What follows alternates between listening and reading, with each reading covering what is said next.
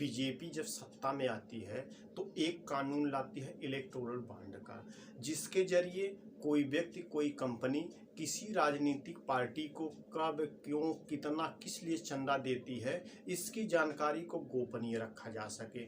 दूसरी तरफ आम जनमानस के सभी बैंक अकाउंट को आधार और पैन से लिंक करना अनिवार्य कर दिया गया, जिससे आम जनमानस के सभी लेन देन की जानकारी सरकार रख सके।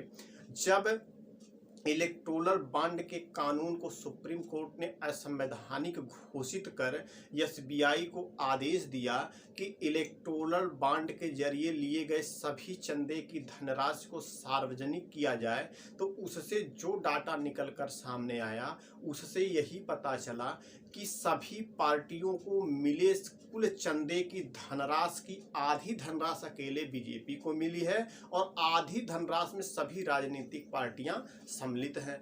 बीजेपी को अकेले लगभग 12,900 करोड़ के चंदे मिले हैं और चंदा देने वाली अधिकतम कंपनियां ऐसी सम्मिलित है जिन पे पहले ईडी और सीबीआई के छापे पड़ते हैं और वह कंपनी कई सौ करोड़ के इलेक्टोरल बॉन्ड खरीदकर पार्टियों को चंदे देती है।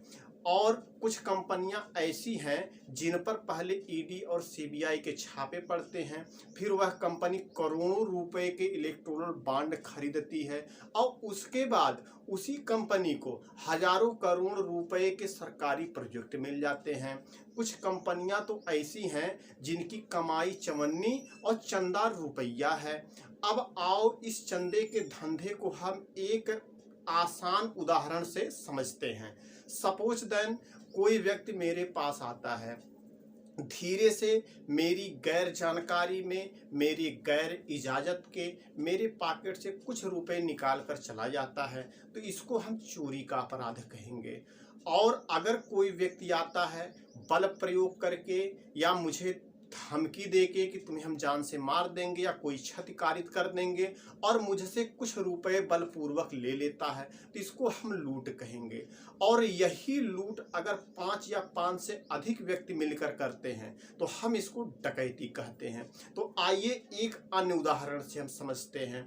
अगर कोई व्यक्ति या किसी व्यक्ति का कोई गुर्गा मेरे पास आता है और कहता है तुम हमारी राजनीतिक पार्टी में इतने रुपए का चंदा दे दो या तुम मुझे इतना धन दे दो, नहीं तो हम तुम्हारे खिलाफ कानूनी कार्रवाई करके फर्जी मुकदमों में बजा देंगे, या हमारी किसी संपत्ति या किसी व्यक्ति को क्षति करने की धमकी देता है भविष्य में, तो इसको हम एक्सटोर्शन कहते हैं, यानी उद्दापन।